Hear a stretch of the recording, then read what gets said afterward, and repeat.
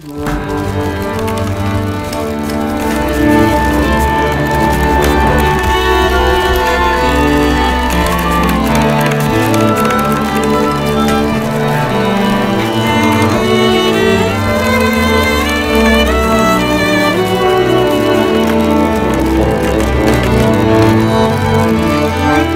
1921, au sortir de la Première Guerre mondiale, le célèbre Camille Saint-Saëns, auteur du Carnaval des animaux, vient à Fontainebleau en tant que président d'honneur des écoles d'art américaines. Dans son discours d'inauguration des écoles, il appelle la jeune génération de musiciens à la concorde entre les peuples par ces mots.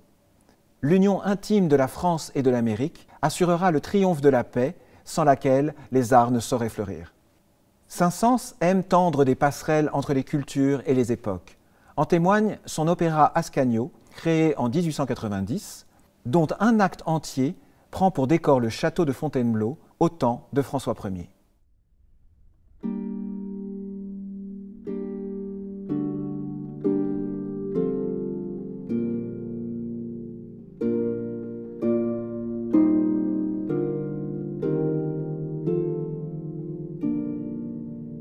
De cette époque, la pièce maîtresse du château de Fontainebleau est sans conteste la galerie que François Ier fait construire en 1528 pour relier le vieux château médiéval à la chapelle de la Trinité. Le roi fait appel au peintre florentin Le Rosso pour la décorer de fresques et de sculptures en stuc, complétées plus tard par celles du Primatis. Les boiseries sont confiées au sculpteur italien Cibec de Carpi. Et dans ce décor à la gloire de François Ier, on trouve plusieurs références à la musique. Par exemple, dans la fresque L'éducation d'Achille, le centaure Chiron enseigne aux futurs héros de la guerre de Troie non seulement l'art des combats, mais également la musique. Assis sur une tribune, Achille tient une partition dans la main qu'il déchiffre avec son instrument sous le bras. On voit ici le tableau d'une éducation complète du corps et de l'esprit digne d'un prince de la Renaissance. Sur les boiseries, on distingue des trophées de musique. D'un côté, une partition qui évoque le chant et deux instruments à vent, métaphore de la musique militaire ou de cérémonie. De l'autre, une lyre et une flûte de Pan qui évoquent davantage la musique de divertissement. Cette galerie est certainement l'atout le plus magistral de François Ier pour impressionner ses intimes, comme sa favorite la duchesse d'Étampes, mais aussi ses invités de marque, comme l'empereur Charles Quint, son rival de toujours, qu'il accueille à Fontainebleau avec concerts de tambours et trompettes, ballets et spectacles de combats à cheval. Le roi fait venir également le célèbre orfèvre et sculpteur italien Benvenuto Cellini, à qui il commande le décor de la principale porte du château, la porte dorée. Pour cela, l'artiste s'inspire d'un dessin du Rosso, dont seule une gravure de l'époque garde encore le souvenir. Elle représente la nymphe de Fontainebleau, protégeant la source découverte par le chien Bliot, à l'origine du nom de la ville. Finalement, la célèbre nymphe de Fontainebleau réalisée en bronze par Benvenuto Cellini n'ornera jamais la porte dorée et finira par entrer dans les collections du Louvre. Celle qui décore aujourd'hui la galerie, entourée de putti musiciens, est une version repeinte au XIXe siècle par Jean Hallot. En 1890, ces quatre personnages, François Ier, la duchesse d'Étampes, Charles Quint et Benvenuto Cellini, se retrouvent réunis par le compositeur Camille Saint-Saëns qui en fait les protagonistes de son opéra Ascanio, du nom de l'apprenti le plus talentueux de Benvenuto Cellini. Saint-Saëns compose ici ce qu'on appelle un grand opéra français caractérisé par son ampleur.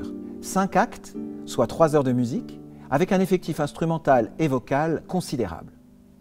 Le livret s'appuie sur des épisodes historiques, tout en prenant des libertés avec la chronologie des faits. Saint-Saëns respecte également une autre convention du grand opéra français, la présence d'un ballet au 3e acte. Le 3e acte d'Ascanio met en scène une fête à Fontainebleau et prend pour décor le château. Les réjouissances sont données par François Ier pour accueillir en grande pompe Charles Quint et sceller une nouvelle amitié. Saint-Saëns compose pour cette fête à Fontainebleau une musique aux accents Renaissance. Il semble rendre hommage à la grâce des figures qui peuplent le décor de la galerie François Ier. En témoignent ces airs de ballet d'Ascanio, interprétés par la harpiste Delphine Benamou et le flûtiste Thomas Tavares.